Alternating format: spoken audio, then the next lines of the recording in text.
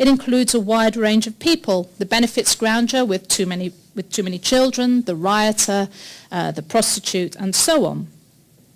The failed citizen, like the non-citizen, can be legally fixed by having a criminal conviction. Criminals may be formal citizens, but they are strongly imagined as internal others. A citizen criminal cannot be ejected from the state, though it's important to remember, of course, in the past they could be transported, but they can be excluded from membership in multiple ways, including in some states through capital punishment. It's interesting, I think, to think that the state cannot deport its citizens, but it can execute them. Even a minor conviction can result in a permanent loss of rights, and these invisible punishments can have grave consequences. In many states in the US, for example, a felony conviction by anyone in a household is grounds for the household's eviction from public housing, and convicted drug felons lose the right to vote, to Medicaid, to food aid, to public housing, and any form of government education grant for life. For these people, the promise of formal citizenship is largely reduced to the bare toleration of their presence on state territory. Put like this, and purged of its moral claims, the distinction between some categories of non- and failed citizens begins to look more hazy. How helpful is it to assert that illegal immigrants are not criminals without thinking about what criminal means in the first place? But importantly, both non- and failed citizens are not just about relation to the law. Failed citizen, perhaps even more obviously than non-citizen, is largely a normative category. And interestingly, like non-citizens, the problem of failed citizen is often presented as a problem of culture. So in the UK, we have a great debate about the culture of entitlement, which combines with a lack of parental discipline to result in unemployment and welfare dependence. Like the migrant, cultural problems and their resultant exclusions can be presented as running through generations of families. So the community of value is defined from the outside by exclusion and from the inside by failure, but the excluded also fail and the failed are also excluded. Both the failed and the excluded are strongly imagined as the undeserving poor who want something for nothing. One is global, to be denied because they do not belong. The other national, to be denied because they have not properly contributed. And neither the non-citizen nor the failed citizen is properly modern. The failed citizen is not the flexible neoliberal subject with their portfolio career making the most of every opportunity. Moreover, tellingly, the depiction is often one of gender relations of oppressive masculinity and excessive femininity. Similarly, the non-citizen is often depicted as subject to slave labour and feudal obligations, and they too are seen as a site of oppressive gender relations. So poverty, deservingness and citizenship are highly gendered. The good citizen, the failed citizen and the non-citizen are strongly imagined as male. Women's citizenship has always been mediated, essential yet indirect, and this is also true of citizenship's others. In the same way that the wife is necessary but subordinated to the good citizen, so the others of the good citizen are male, but space is made for the female as the victim of trafficking and as the benefit scrounger. In the latter case, women can be depicted as instrumental single mothers having children not out of love and proper maternal feeling, but in order to claim benefits and housing, which is similar to the portrayal of migrant mothers as having so-called anchor babies in order to claim settlement and citizenship. The relation of women to membership of the community of value is not only about race and class, but also about the right kind of motherhood. The borders of the community of value are permeable. For instance, the deserving benefit dependent is continually at risk of sliding into the benefit scrounger, and here we have Prime Minister David Cameron complaining about finding a large number of people who are incapacity benefits because of drug problems, etc. I'd just like you to note for what I'm going to discuss in a bit, this emphasis on taxpayers, people who pay their taxes. This is not what I pay my taxes for. I pay taxes for this. But what we see is that the welfare claimant, not having the self-mastery to control their consumption, slips effortlessly into the benefit scrounger. Similarly, the non-citizen, whatever their immigration or citizenship status, is easily imagined as the illegal. And both, of course, the illegal immigrant and the benefit scrounger are strongly associated with criminality. Different groups and individuals can slip in and out of the community of value, sometimes accepted, sometimes marginal, sometimes examples of fine institutions, national generosity and tolerance, and at other times a threat to national identity and themselves intolerant. That is, as well as good, non- and failed citizens, there are also the not quite good enough citizens, the tolerated citizens. The fragility of hold of the tolerated citizen, the contingently accepted, permeates the politics of citizenship. Those at risk of failure or of not belonging seek to dissociate themselves one from another.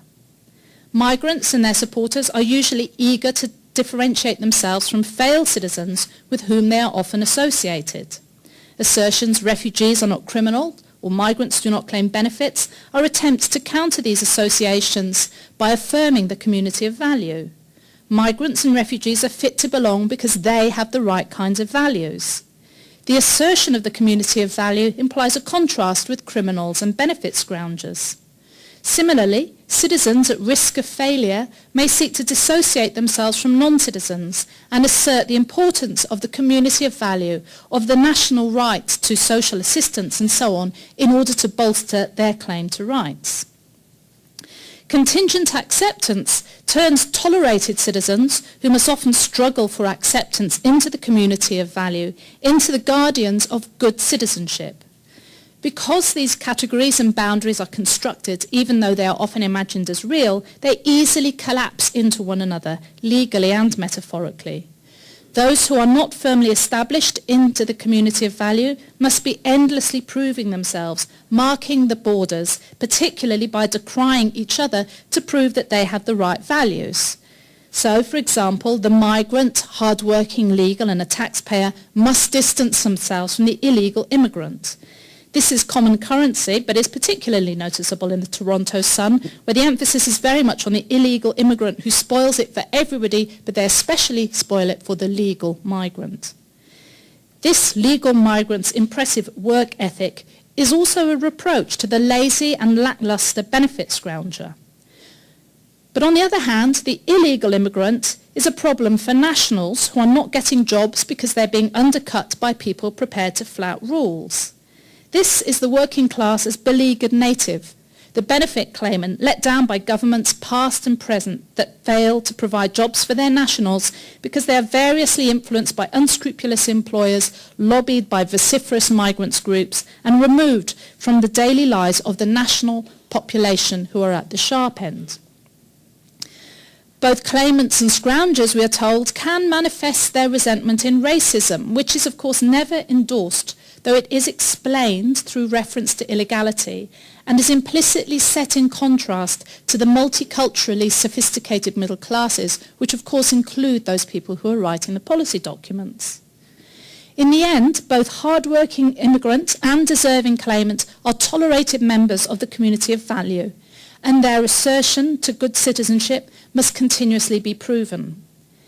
The illegal immigrant, the benefit scrounger and the criminal are not just parallels but are intricately related both to each other and to their shadows, the migrant and the claimant. So there's political pressure to keep apart non-citizens and failed citizens for migrants, activists and migrants themselves to claim that the migrant, whatever their formal status, is a good citizen, not a failed citizen. Migrants do difficult, dirty, dangerous jobs that nationals refuse to do comes perilously close to the kinds of claims made by employers that migrants have a better work ethic than British, Canadians or Italians and so on who can't be bothered to get out of bed in the morning. At the same time, activists and organisers working on issues related to failed citizenship, say homelessness, unemployment and even racism, try to keep out immigration matters because they really only complicate things. I want to suggest that now more than ever, we need to not be afraid to bring together exclusion and failure and to ask, who is this good citizen after all?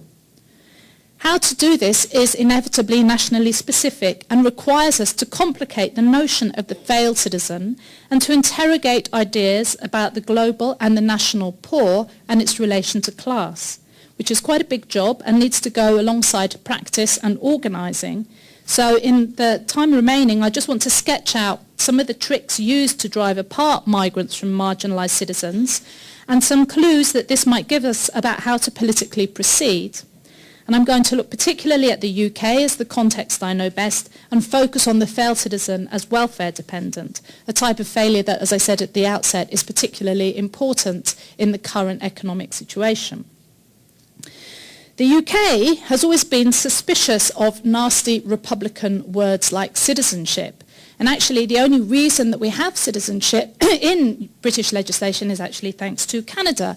It was introduced in the 1948 British Nationality Bill because Canada was asserting citizenship, and this is, I quote from the Lord Chancellor, "The Dominions are insisting that we shall not be in a different position from them. They create their citizens." So you can almost hear the scare quotes around citizens, and these scare quotes have never really gone away in the UK, and actually they've been increasingly invoked now that citizen comes to mean people of colour and foreign born. So we can always imagine quotation marks around citizen. As previously mentioned, part of the power of the failed citizen figure derives both from their recognisability and their malleability. So if we're talking about the welfare dependent, I think in all liberal democratic states we have a pretty strong idea of who that is. But drawing lessons from the figure of the migrant, we need to first acknowledge the malleability of this political figure of the welfare dependent. In the UK, the welfare state has a strong political traction, and indeed, support for the welfare state, and particularly for the NHS, is seen as a kind of core component of Britishness. But actually, when it comes to the public debate, the focus is almost exclusively on social assistance. Only 3% of the welfare budget is actually spent on the unemployed, but this is the source of greatest political anxiety. The great bulk of welfare payment goes on pensions and to those in work. Furthermore, as Mettler has observed in the US context, the more a government social program benefits the wealthy, the less obtrusive it is. Policies for the poor are designed in ways that make it hard to escape the knowledge that the government is providing help. But for the wealthy, programs are submerged. Crudely put, if you go along to a government office and you have to fill in a load of forms, you know you're receiving state support. If you don't, it's just the way that things are organised. So in the same way that the wealthy professor is not a migrant, so the homeowner with mortgage interest deduction is not a recipient of state assistance. And I'm giving this context because I think it illustrates how the debate is loaded by the very terms that people use, and when engaging with it, we need to remember this from the outset. So to look at a very specific instance of what this means for public discourse. In January 2012, the Employment and Immigration Ministers jointly wrote a newspaper article headlined 370,000 migrants on the dole, and you can see that on the left hand of the screen. Now, when the data was analysed, it was clear a large proportion of these 370,000 migrants were actually British citizens. So we can already see that despite its formal unitary status, there is a distinction that is made between natural-born and foreign-born citizens.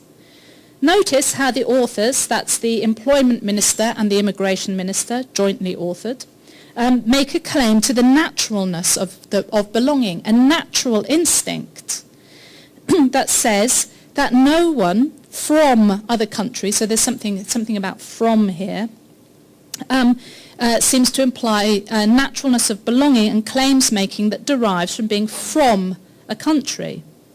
But as good liberals, they're able to assert reason over instinct. It's not unreasonable, they say, in a somewhat hedged about way. But even then, this reason does not allow that welfare benefit is a right for those who have paid taxes.